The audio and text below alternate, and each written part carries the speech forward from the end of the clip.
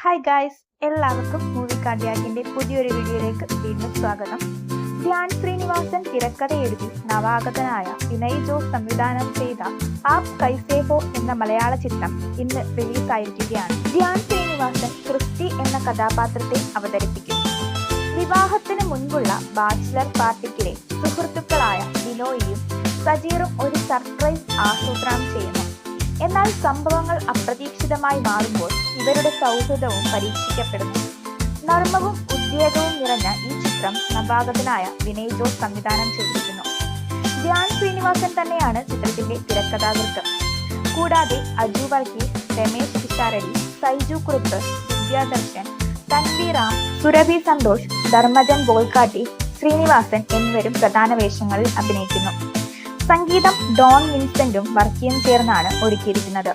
പശ്ചാത്തല സംഗീതം ആനന്ദ് മധുസൂദനൻ നിർവഹിക്കുന്നു. ഛായാഗ്രഹണം അഖിൽ ജോർജും എഡിറ്റിംഗ് വിനയൻ MJയും കൈകാര്യം ചെയ്തിരിക്കുന്നു.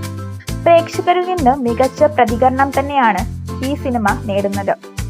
സൗഹൃദത്തിന്റെ ഗഹനതയും ഹാസ്യവും ഉൾക്കൊള്ളുന്ന ആപ് കൈസേ ഹോ പ്രേക്ഷകരുടെ ഹൃദയത്തിൽ ഇടം നേടിയിരിക്കുകയാണ്. ലവ് ആക്ഷൻ ഡ്രാമയും പ്രകാശൻ പറക്കട്ടെ എന്ന സിനിമയ്ക്കു ശേഷം തിരക്കഥ എഴുതി നായകനാകുന്ന ഒരു പ്രോജക്റ്റാണ് ഇത്. ലവ് ആക്ഷൻ ഡ്രാമയും പ്രകാശൻ പറക്കട്ടെ എന്ന സിനിമയ്ക്കും ശേഷം ധ്യാൻ ശ്രീനിവാസൻ തിരക്കഥ എഴുതി നായകനാകുന്ന ഒരു പ്രോജക്റ്റാണ് ഇത്.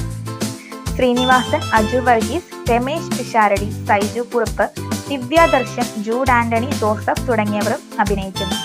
ഡി ഗ്രൂപ്പിന്റെ ബാനറിൽ മാനുവൽ ക്രൂസ് ഡാർവിനും ഹംജത്തും ചേർന്നാണ് ഈ ചിത്രം നിർമ്മിച്ചിരിക്കുന്നത്. ധ്യാനിന്റെ തിരക്കഥയിലുള്ള ഹാസ്യവും കുടുംബ സൗഹാർദ്ദവും മുൻ സിനിമകളിൽ ഹിറ്റായതുകൊണ്ട് ഈ സിനിമയും മികച്ച പ്രതികരണം ലഭിച്ചിരിക്കുന്നു.